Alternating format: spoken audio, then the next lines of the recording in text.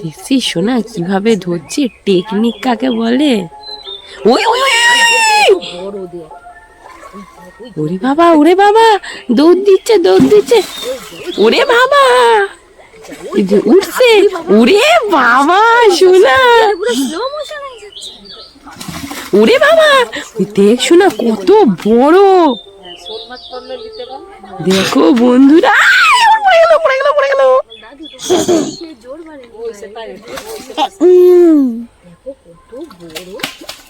ওরে বাবা অনেক মাছ আছে বৌদি এখানে।